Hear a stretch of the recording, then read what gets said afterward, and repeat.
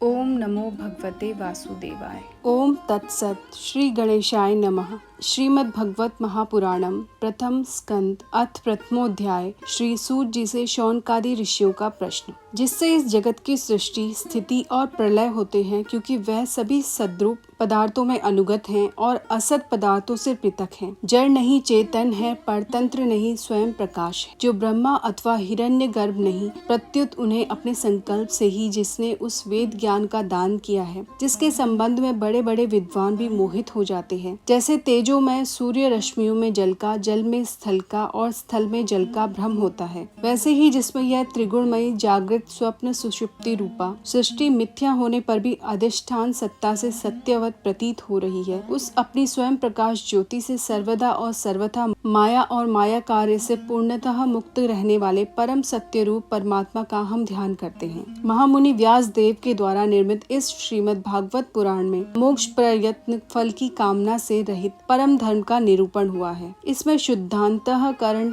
सत्पुरुषों के जानने योग्य उस वास्तविक वस्तु परमात्मा का निरूपण हुआ है, जो तीनों तापों का जड़ से नाश करने वाली और परम कल्याण देने वाली है। अब और किसी साधन या शास्त्र से क्या प्रयोजन। जिस समय भी सुकृति पुरुष इसके श्रवण की इच्छा करते हैं, ईश्वर उसी समय अविलंब उनके हृदय में आकर बंदी बन जाता है। रस के मर्मज्ञ भक्तजन, यह श्रीमद् भागवत वेद रूप कल्प वृक्ष का पका हुआ फल है। श्री सुखदेव रूप तोते के मुख का संबंध हो जाने से यह परमानंदमयी सुधा से परिपूर्ण हो गया है। इस फल में छिलका, गुठली आदि त्याज्य अंश तनिक भी नहीं है। यह मूर्तिमान रस है। जब तक शरीर में चेतना रहे, तब तक इस दिव्य भगवत रस का निरंतर बार बार पान करते रहो। यह पृथ्वी पर ही सुलभ है। कथा प्रारंभ। एक बार भगवान विष्णु एवं देवताओं के परम पुण्यमय क्षेत्र नैमिषारण्य में शौनकादि ऋषियों ने भगवत प्राप्ति की इच्छा से सहस्त्र वर्षों में पूरे होने वाले एक महान यज्ञ का अनुष्ठान किया। एक दिन उन लोगों ने प्रातः काल अग्निहोत्र आदि नित्य कृत्यों से निवृत्त होकर सूर्य जी का पूजन किया और उन्हें ऊंचे आसन पर बैठाकर बड़े आदर से यह प्रश्न किया। ऋषियों ने कहा, सूर्य जी, आप निष्पाप हैं। आपने समस्त इतिहास, पुराण और धर्म शास्त्रों का विधि पूर्वक अध्ययन किया है तथा उनकी भली भांति व्याख्या भी की है। वेद वेत्ताओं में श्रेष्ठ भगवान बादरायण ने एवं भगवान के सगुण निर्गुण रूप को जानने वाले दूसरे मुनियों ने जो कुछ जाना है, उनके जिन विषयों का ज्ञान है, वह सब आप वास्तविक रूप में जानते हैं। आपका हृदय बड़ा ही सरल और शुद्ध है। इसी से आप उनकी कृपा और अनुग्रह के पात्र हुए हैं। गुरुजन अपने प्रेमी शिष्य को गुप्त से गुप्त बात भी बता दिया करते हैं। आयुष्मान, आप कृपा करके यह बतलाइए कि उन सब शास्त्रों, पुराणों और गुरुजनों के उपदेशों में कलियुगी जीवों के परम कल्याण का सहज साधन आपने क्या निश्चय किया है। आप संत समाज के भूषण हैं।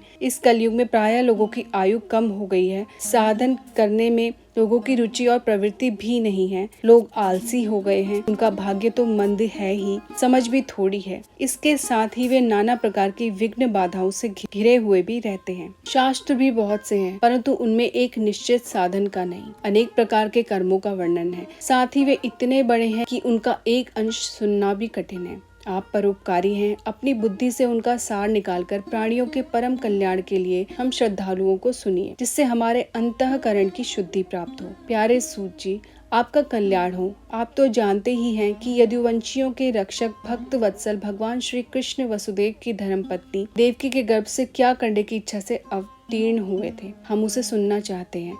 आप कृपा करके हमारे लिए उसका वर्णन कीजिए, क्योंकि भगवान का अवतार जीवों के परम कल्याण और उनकी भगवत प्रेममयी समृद्धि के लिए ही होता है। यह जीव जन्म मृत्यु के घोर चक्र में पड़ा हुआ है। इस स्थिति में यदि वह कभी भगवान के मंगलमय नाम का उच्चारण कर ले, तो उसी क्षण उससे मुक्त हो जाए, क्योंकि स्वयं भय भी भगवान से डरता रहता है। सूर्य जी, परम विरक्त और परम शांत मुनिजन भगवान के श्री चरणों के शरण में ही रहते, अतएव उनके स्पर्श मात्र से संसार के जीव तुरंत पवित्र हो जाते हैं। इधर गंगा जी के जल का बहुत दिनों तक सेवन किया जाए, तब कहीं पवित्रता प्राप्त होती है। ऐसे पुण्यात्मा भक्त जिनकी लीलाओं का गान करते रहते हैं, उन भगवान का कलिमलहारी पवित्र यश भला आत्मशुद्धि की इच्छा वाला ऐसा कौन मनुष्य होगा जो श्रवण न करे। वे लीला से ही अवतार धारण करते हैं। नारद आदि महात्माओं ने उनके उदार कर्मों का गान किया है। हम श्रद्धालुओं के प्रति आप उनका वर्णन कीजिए। बुद्धिमान सूत जी,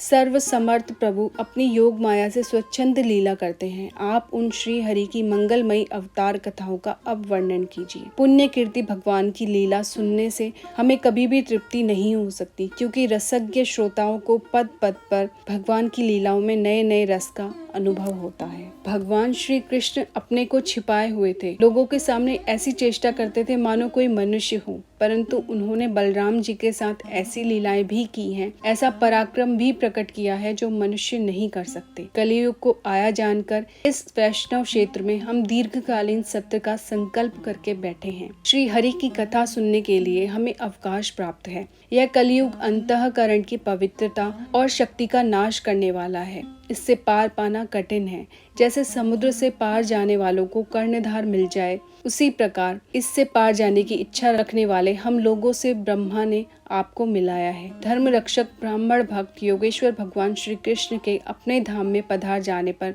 धर्म ने अब किसकी शरण ली है, यह बताइए। इति श्रीमद्भागवते महापुराणे पारमहंस्यां संहितायां प्रथम स्कंदे नैमिषीयोपाख्याने प्रथमो अध्याय। हरे कृष्णा।